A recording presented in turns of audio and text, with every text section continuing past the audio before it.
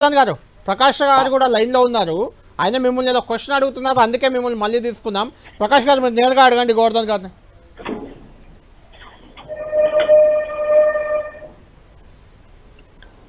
చెప్పండి గోవర్ధన్ గారు ఒక్క నిమిషం మీరు లైన్లో ఉండండి. ప్రకాష్ గారు మీతో నేరుగా మాట్లాడాలనుకున్నారు, అందుకే కలిపాను మిమ్మల్ని.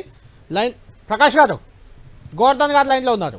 నేను వింటాను చెప్పానండి. ఇప్పుడు ఒకవేళ కనుక తుమ్మిడేటి దగ్గర 180 టీఎంసీలు కానీ 280 టీఎంసీలు కానీ దొరికే అవకాశం ఉన్నదా? ఉంటే ఆయన ఒక ప్రాజెక్ట్ రిపోర్ట్ ఇస్తే కనుక మేము ఇక ఈ రేవంత్ రెడ్డి దగ్గర పోయి దీన్ని ఇంప్లిమెంట్ చేయండి అని చెప్తాము. ఎందుకంటే తుమ్మిడేటి దగ్గర నాకు తెలిసినంత వరకు ఇంజనీర్లు చెప్పింది 44 టీఎంసీల కంటే ఎక్కువ లిఫ్ట్ చేసుకోరాదని చెప్పారు. రెండో తుమ్మిడేటి నుంచి గ్రావిటీ ద్వారా ఎల్లంపల్లికి గోవర్ధన్ గారు నీళ్లు తెస్తానంటే ఆయన భగీరథుడు అని చెప్పి అవార్డు ఇచ్చి ఆయన బొమ్మ పెట్టుకొని రోజు పూజ చేస్తాం. గ్రావిటీతో వస్తుందని చెప్పాను. గోదావరి నీళ్లు 1000 టీఎంసీలు రేవంత్ రెడ్డి అడిగినాయి, ఎట్లా వాడుకోవాలో చెప్పానండి తెలంగాణకు. మరి వేరేమన్నా మార్గం ఉందా? తుమ్మిడిహట్టి దగ్గర పూర్తి నీటి అవైలబిలిటీ ఉంది. టిఆర్ఎస్ ఎంత ఉన్నది వినండి ప్రకాష్ గారు, వినండి. అదే ఎంత ఉన్నది అవైలబిలిటీ ఎంత ఉంది వాటర్ అని అడుగుతున్నారు, అంతే చెప్పండి. ఏముంది క్లియర్ గా అవైలబిలిటీ 230 టీఎంసీల అవైలబిలిటీ ఉంది. ఆ రోజు మీరు చెప్పింది నమ్మాలా? మీరు వినండి, చెప్పింది 165 అని, అలా 63 టీఎంసీలు ఎగువ రాష్ట్రాల బాట అని.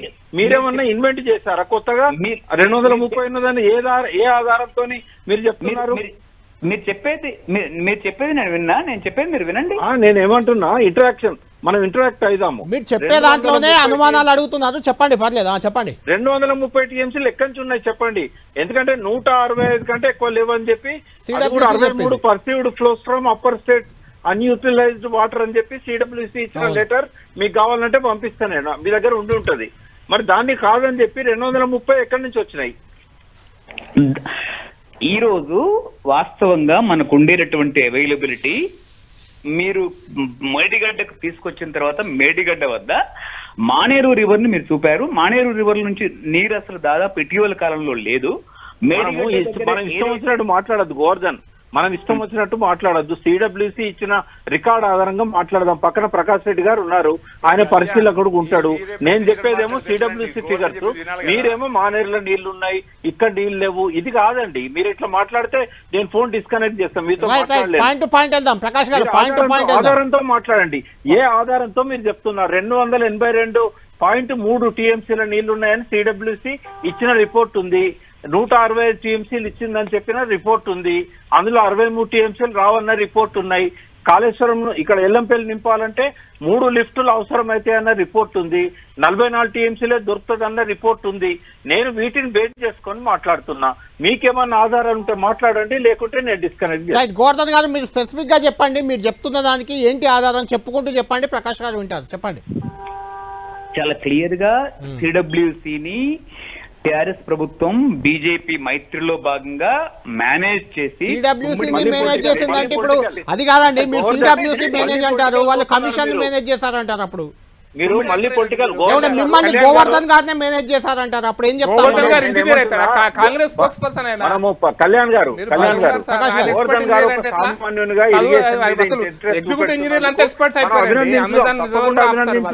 కానీ ఒక ఆధారంతో చెప్తే తప్పకుండా గౌరవిస్తాం. మీరు ఆధారం చెప్పండి. దయచేసి రాజకీయాలు కాదు చెప్పేది, రాజకీయాలు కాదు చెప్పేది. మేనేజ్ చేశారంటే మీరు ఎలా చెప్పగలుగుతారు? అలా అట్లయితే చెప్తారు. నోరు ఉంది కాబట్టి మాట్లాడమేనా మనం ఇక? సార్ చాలా క్లియర్ గా తుమ్మిడిహట్టి దగ్గర అవైలబిలిటీ ఆఫ్ వాటర్ ఉంది. అవైలబిలిటీ ఆఫ్ వాటర్ లేనటువంటిది సమస్య కాదండి. సిడబ్ల్యూసీ మేనేజ్ చేశాక ఇంకెవరు దిక్కు? దేశానికి దిక్కెవరు? మరి భారత ప్రధానమంత్రిని సుప్రీంకోర్టు మేనేజ్ చేసిన తర్వాత దేశానికి దిక్కెవరు? నీటిపారుదల విషయంలో ఎవరు చెప్పాలిగా?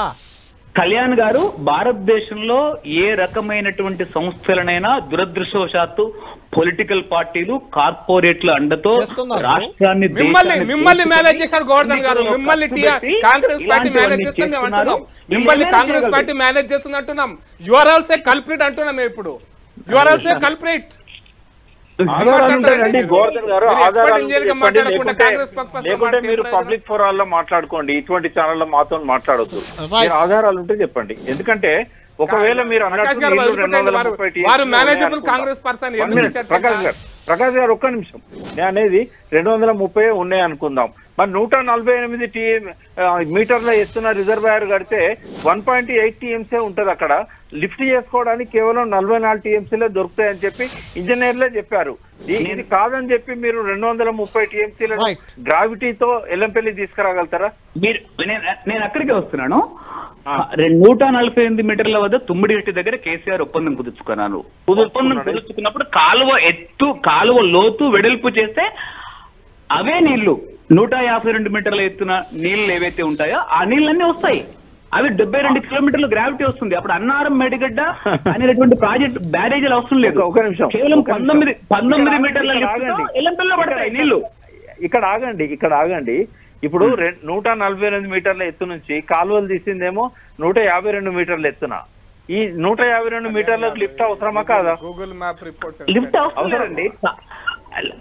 148 మీటర్ల వద్ద లిఫ్ట్ అవసరం లేదు. కాలువ ఎత్తు, వెడల్పు, లోతు ఎట్లా పెంచేస్తుందండి? ఇప్పుడు 152 మీటర్లకు ఒప్పుకోమని చెప్పి ఆడ బీజేపీ ఫడ్నవీస్ చెప్తా ఉంటే ఆ కాలువలకు 152 మీటర్ల ఎత్తు పెంచితే కాలువలు ముంపు గురి కదా. ఎట్లా 152 మీటర్ల ఎత్తు, లోతు 148 మీటర్ల.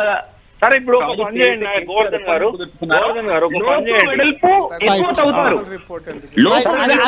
చర్చ ఎప్పటి నుంచో ఉందిలేండి. కాలువలను విస్తీర్ణం పెంచాలి, లోతు పెంచాలి, కొత్త ఉన్నాయి కొన్ని కాన్సెప్ట్. కళ్యాణ్ గారు ఒక్క నిమిషం, ఇప్పటి ప్రభుత్వం అయితే సిద్ధంగా ఉంది కదా తుమ్మిడేటు కట్టడానికి. తప్పకుండా మీరు తీసుకెళ్లి ప్రపోజల్ ఇవ్వండి. వాళ్ళు కట్టినట్టయితే మనకి ఎన్ని నీళ్లు అవసరమైతే అన్ని నీళ్లు అక్కడి నుంచి వచ్చినట్టయితే అన్నారం దగ్గర గానీ, కాళేశ్వరం దగ్గర గానీ పంపులు ఆన్ చేయాల్సిన అవసరమే లేదు. ప్రకాష్ గారు మీరు చెప్తుంది కరెక్ట్. గోవర్ధన్ గారు నిజంగానే కాంగ్రెస్ ప్రభుత్వం శ్రీనివాస్ గారు కూడా ఉన్నారు. అన్నారం మేడిగడ్డలో ఈ రోజు నీళ్లు కనుక నిల్వ చేస్తే అవి మళ్ళీ ఉన్నటువంటి బ్యారేజీలన్నీ కూడా కొలాప్స్ అయిపోయే అవకాశం ఉంది. అది ఎన్డీఎస్సీ చెప్పింది. కేసీఆర్ గవర్నమెంట్ కాలంలోనే అక్కడ చుక్క నీరు నిల్వ చేయలే. ప్రకాష్ గారు మీకు తెలియదా? ఎన్డీఎస్సీ చెప్పినప్పుడు 2 నెలల కాలంలో ఉన్న నీళ్ళని మొత్తం కేసీఆర్ గవర్నమెంట్ కదా వెళ్ళగొట్టింది దానిలోంచి. ఒక్క నిమిషం అండి, ఇప్పుడు ఇప్పటిదాకా ఎన్డీఎస్ఏ పిఆర్ ఎందుకు కూలిపోయిందో చెప్పలేదు. మొన్న లాస్ట్ రిపోర్ట్ లో ఏం చెప్పింది? దీని మీద లోతుగా అధ్యయనం చేయాలని నిపుణులను పెట్టండి అని చెప్పింది. ఎన్డీఎస్ఏ కూడా ఇంకా ఫైనల్ రిపోర్ట్ ఇవ్వలేదు. ఎందుకు కూలిందో చెప్పినప్పుడు ప్రకాష్ గారు ఎన్డీఎస్సీ చాలా కీలక అంశాలు చెప్పింది. 2023 వరకు దిమ్మెలు పోయినాయి, ఆఫ్రాన్ పోయింది, తర్వాత రాఫ్ట్ మొత్తం పోయింది. కేసీఆర్ గవర్నమెంట్ అసలు ఏదాన్ని పట్టించుకోలేదు. దిమ్మెలన్నీ మొత్తం అటు చివరి నుంచి ఇటు చివరి వరకు కూడా మేడిగడ్డ, అన్నారం, సుందిల్ల మూడింట్లో పోయాయి. ఇవెవరు కాదనట్లేదు. ఇప్పుడు మీరు చెప్పిన ఓకే, నేనేమంటున్నా అంటే అన్నారం, సుందిల్ల పనికిరావని చెప్పింది ఎన్డీఎస్ఏ. కొన్ని పరిశోధనలు చేయమన్నది, కొన్ని రిపేర్లు చేయమన్నది. అది అక్కర్రావని చెప్పలే కదండి. మీరేమో దాన్ని పనికిరావని చెప్తున్నారు. చెన్నూరు నియోజకవర్గానికి అడ్మినిస్ట్రేటివ్ శాంక్షన్ ఇచ్చాం, 1,00,000 ఎకరాలకు పైన నీళ్లను అన్నారం నుంచి ఎత్తిపోస్తామని. ఇప్పుడు వాళ్ళకి ఏం సమాధానం చెప్తారు మీరు? అవి 2 అక్కర్రావంటే గోదావరిలో నీళ్లే ఉండనప్పుడు ఎట్లా ఎత్తిపోసుకుంటారండి వాళ్ళు? ఎట్లన్నా చేసి దాన్ని బాగు చేయాలని చెప్పాలి కానీ నిలువెల్ల విషయం పెట్టుకొని వాటిని అక్కడికే రావని చెప్పి ఎన్డీఎస్ఏ చెప్పకముందే మీరు ఎన్డీఎస్ఏ నోట్లో డైలాగులు పెట్టి మీరు చెప్తే ఎట్లా అండి? ఎన్డీఎస్ఏ చాలా క్లియర్ గా చెప్పింది. ఈ రిపేర్ చేసేటటువంటి అది కాదు గోవర్ధన్ గారు, ఎన్డీఎస్ఏ కూడా మేనేజ్ అయిందంటారు ఇప్పుడు వాళ్ళు. మీరు అలా అంటే ఇలా అంటారు. సిడబ్ల్యూసీ మేనేజ్ అయినప్పుడు ఎన్డీఎస్ఏ కాదా? మీరు దాన్ని అథెంటిక్ గా తీసుకుంటున్నారండి. మరి అదే మీరు సిడబ్ల్యూసీ మేనేజ్ అని మీరు అంటున్నారు. థ్యాంక్ యూ ప్రకాష్ గారు, థ్యాంక్ యూ గోవర్ధన్ గారు. మన డిబేట్ లోకి వెళ్దాం.